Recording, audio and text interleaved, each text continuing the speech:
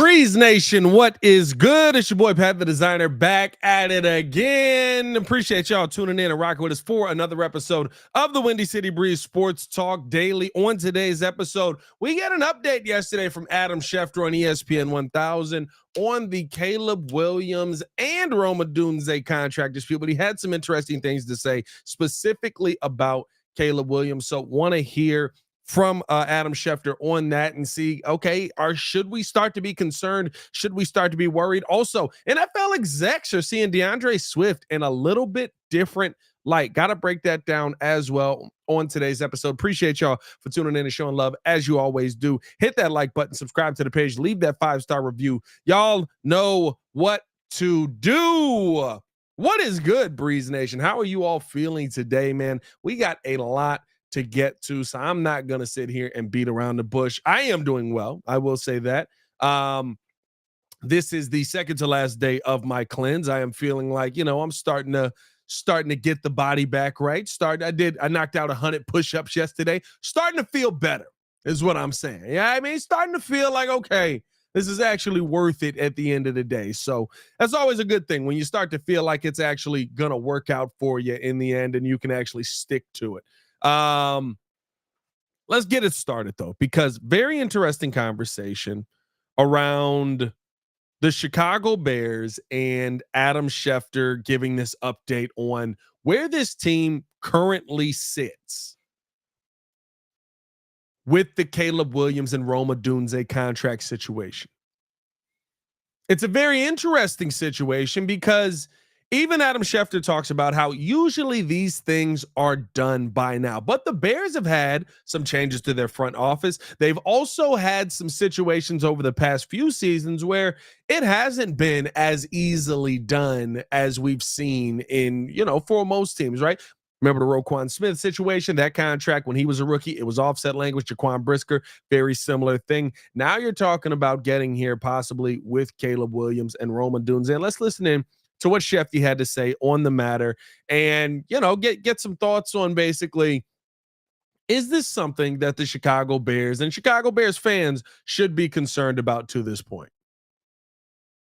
Have made it such that these rookie deals are formalities, but Caleb Williams really wants to kind of do his own thing, break the system, try to do things that are atypical. And so that wouldn't surprise me, if his situation lingered a little bit longer than most of these rookie situations that should be in this day and age just formalities. Rome Odunze, that'll get done. And it used to be, the Bears did change their front office quite a bit, but the Bears would have their draft picks on the week after the draft. And now these guys are unsigned, but it won't be long, I would imagine, before they have their deals done. I thought this was very interesting. The reason I wanted to talk about it today, by the way, shout out to everybody in the chat. Breeze Nation in the building. Yurt. Everybody in the chat dropping the yurts out here. Got to make sure we get those back in. The reason I wanted to bring this up is because of what Adam said there, right? He said that Caleb Williams is going about this, and he's going about the entire process of being NFL in his own way. Said he really wants to do his own thing. He wants to break the system, do things that are sort of atypical, so it wouldn't surprise him if the situation lingered on. That's where, to me, right, you kind of go, okay, that checks out. That lines up with what we've seen from Caleb Williams, how he's going about his time in college, right? He's the first real NIL athlete. He's the #1 overall pick. We see the kind of money that is being attached to his name, right? It very much so is lining up to where maybe that is an issue. Maybe it is that Caleb Williams is all of a sudden trying to get things done. And maybe you're more concerned because it's Caleb and it's Rome Odunze as well. But I think here's where I stand on this. Who cares? Who cares? Honestly, who's concerned? What are we worried about? Because here's my thing. And I've got two theories on this. One, my conspiracy theory is on one side of this, and on the other side, I've also got a thought based around, the what may be happening here. But whether the Chicago Bears sign Caleb Williams today, or they sign him in 2 weeks when training camp is when the rookies are supposed to report, or I guess I should say in a week. Realistically, it's 10 days until rookies are supposed to report just about. Who cares? It does not matter.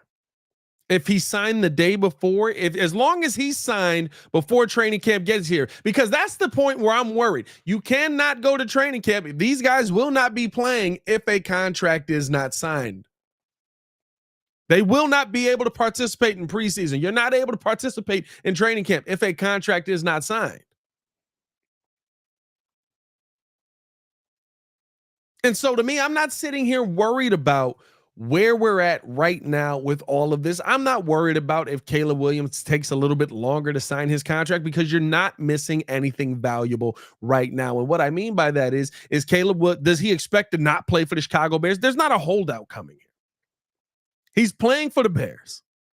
He's right. He's not trying to Eli Manning this. And if I come there, I'm forcing my hand to get up out of there. And he's not doing that. He's ingratiated himself with the city. He's ingratiated himself with his teammates. I think that this is literally just, you're trying to go through some of the language. You're trying to figure some things out. Maybe it's taking a little bit longer than you would want to. Maybe Caleb's on vacation. Who knows what's happening there? But at the end of the day, is he still preparing to go on a football field and understand the calls that he needs to be on? Yeah, 100%. At the end of the day, is he still putting himself in a position right now so that when he gets on the field, he's going to be ready to go? Yeah, 100%. I expect that of Caleb Williams. And so at the end of the day, I'm not worried about whether we're talking about losing we're not talking about losing a rookie. We're not talking about having the first overall pick hold out. I don't think that we're in any situation where that gets to that level of panic. And so I tell Bears fans, like, calm down, guys. This is not the end of the world. I promise it's not. I promise that this is not going to turn into a holdout from either of these guys. They're literally just going through it, and people are acting like this is, is it time to be concerned? Is it time to be worried? By the way, over honey in a chat. Nah. It just makes absolutely no sense to me to be concerned. And even hearing Adam Schefter's update on it, even hearing, right, that Caleb Williams may be sitting here taking more time, even hearing that, listen, there is, maybe some language that he doesn't like and he wants to do it his own way. He wants to do it a different way. I don't care which way he wants to do it. I guarantee you he wants to do it and get it done so that he can get on the football field. Because the one thing that nobody has ever questioned about Caleb Williams has been football. The one thing that nobody's questioned about Caleb Williams has been his want to be on that field. I guess there was some question at the end there when he didn't play in the bowl game, but who cares? Right? Who cares? I could care less about him not playing in the bowl game.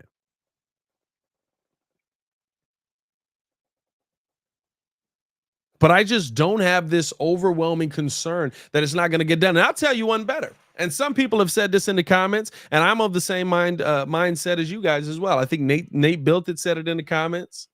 Relentless agreed. You know what I mean? I'm of the same mindset. Think about the storylines heading into Hard Knocks right now.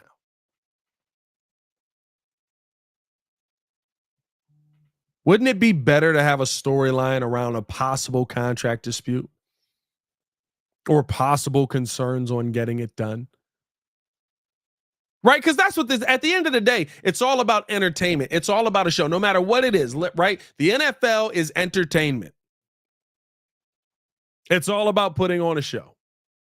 It is. Don't get it twisted. Do not think that there's something different here. And Hard Knocks plays right into that.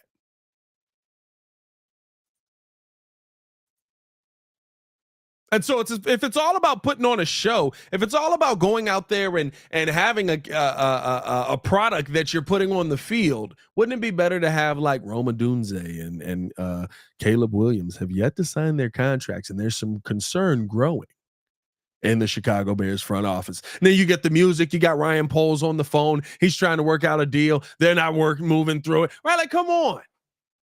It sets up way too perfectly. It sets up way too perfectly for me.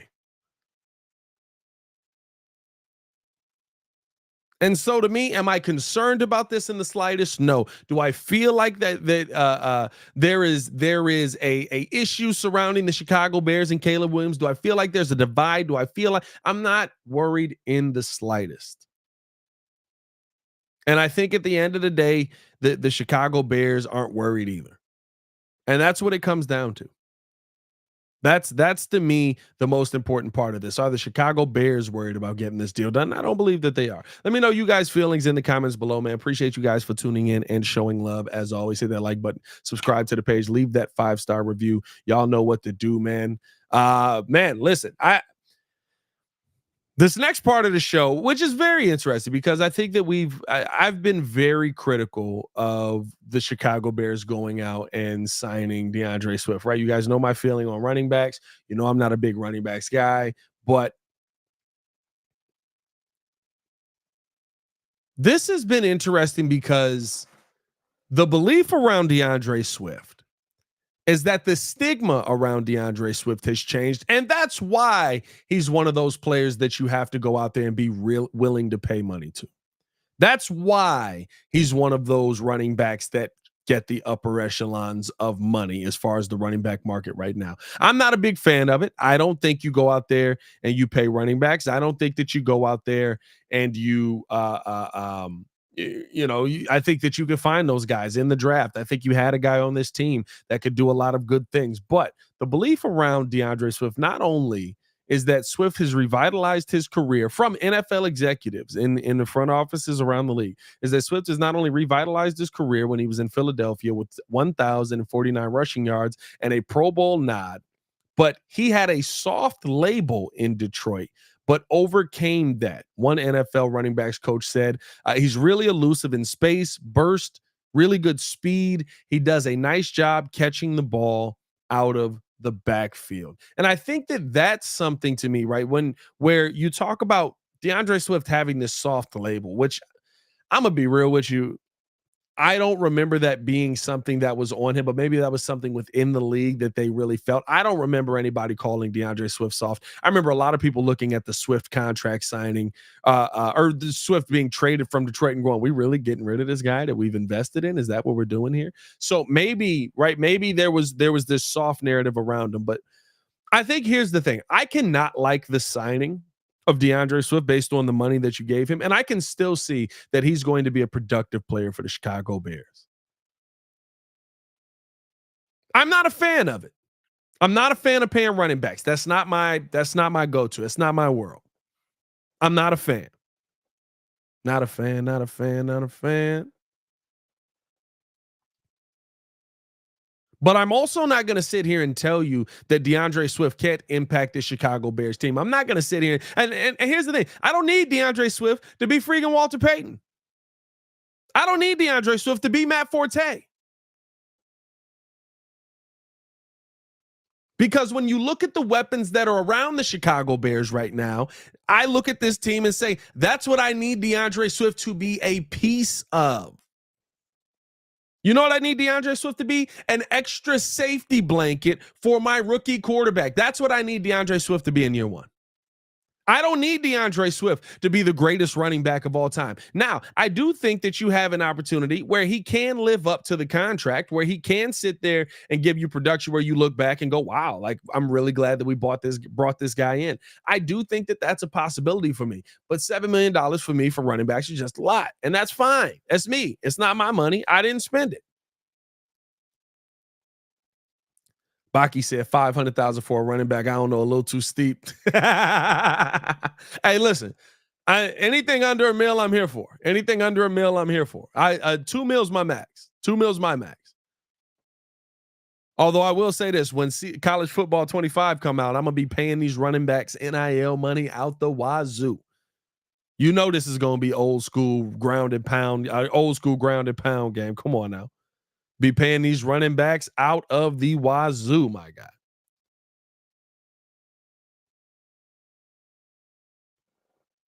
But no, if we're being honest about this, The fact that what we saw in Philly from DeAndre Swift last season, how he was able to go out there, how he was able to produce, what he added to that team, of course he can add that to the Chicago Bears and possibly more. And the fact that and I've said this many times, I don't think that this is going to be a Bears team that is going to be a very run heavy team. So why do you go out and get DeAndre Swift? Because he can catch the football out of the backfield. And that's the most important part of this, right? That to me is the part where, if anything, that stands out to me the most. If anything, the fact that you brought a guy in who can get, now I do think you had guys here, right? Khalil Herbert, guys like that who could do that as well. But a guy who he was targeted 49 times last season, he caught 39 passes. He caught 79% of his passes. He has done this twice in his NFL career. Both times, he did it once in Detroit as well, where he was targeted a ton, 78 targets, 62 receptions that season, 79% of his passes. His rookie year, he was targeted 57 times, 80% of his passes caught out of the backfield. This is a guy that catches the football.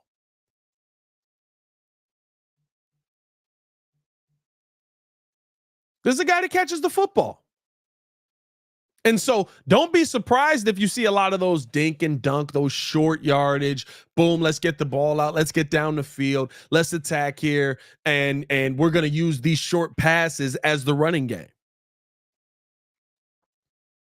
I think that that's why you go out and you get a guy like DeAndre Swift for Shane Waldron's system. That to me makes more sense than going out and getting a guy that you plan on pounding the rock, 30 times a game. Hit that like button if you agree. Subscribe to the page. Leave that 5-star review. Y'all know what to do, man. Let me know your thoughts on DeAndre Swift. And I don't remember this soft moniker being placed upon him, but maybe that was a reason Detroit didn't go out and get him. Maybe they felt like they needed somebody a little bit more hard-nosed. We know they went with David Montgomery. After that, they go out and they get Jamar Gibbs, right? Like,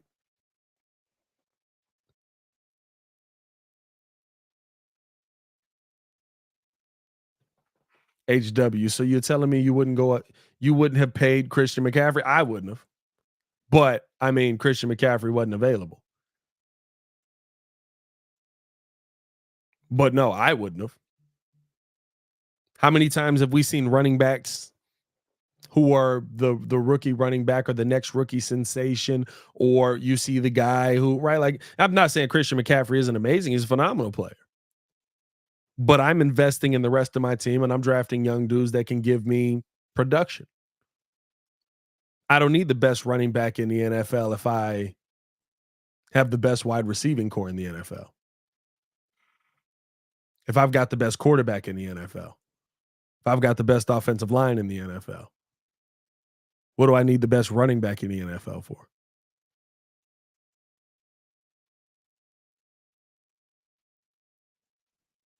And again, that's just me.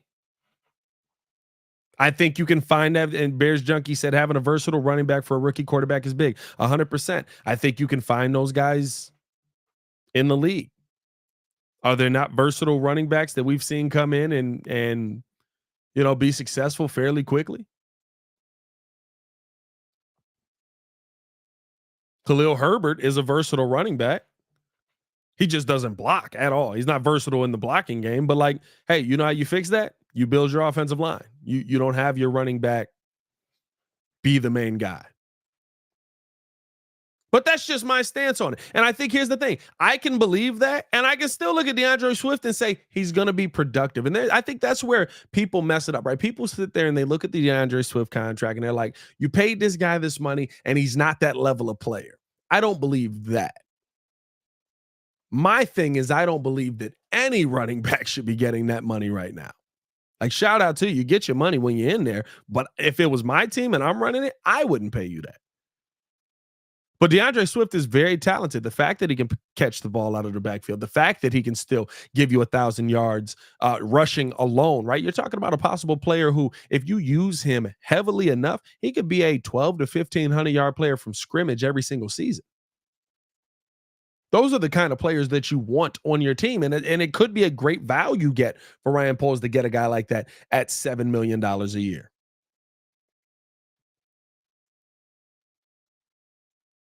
It really could. It could be something to the point where it's like, yo, like, I'm glad we got DeAndre Swift in here by the end of the season, because I think that he's a very productive back. He's going to give you that production, and he's going to fit in perfectly into an offense that to me is more suited for him. And so I'm here for it.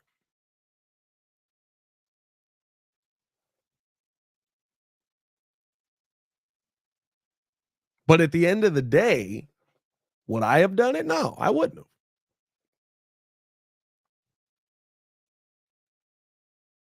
That's just a difference of opinion. That's a difference of opinion on a position. And heck, I'll say this: the running backs got paid more than anybody this year, outside of like receivers and stuff like that. Like, the running backs got paid this season.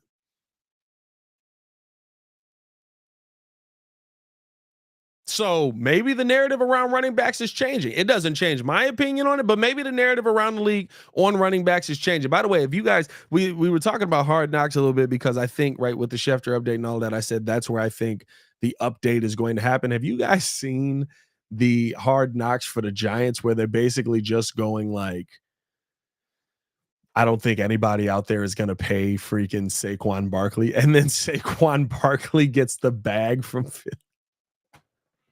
I was dying laughing at that. I was dying. They're like, let him go. Nobody's going to pay him that kind of money. And then he immediately gets the bag. I was cracking up at that. Hey, man, appreciate you guys for tuning in, showing love. This was just a quick live. Just wanted to jump in here and make sure that we got some content out here. By the way, over 200 in the chat. 200. We're going to have a ton of content coming you guys' way as camp gets started. I will be up at camp. I'm also trying to work some things out for the people who missed out on training camp tickets. So y'all stick around with me here and over on the Chicago Bears podcast. We're going to try and work through some things and see if we can't help some people out, but I don't know if that's going to happen. So that's still up in the air. But I mean, I saw the fury on Twitter today. I saw that everybody upset about just the tickets going quickly, which is interesting because training camp tickets go quick every year. Why were people acting like this was a brand new phenomenon? Like, I unless it's just me, like, training camp tickets go quickly every single season.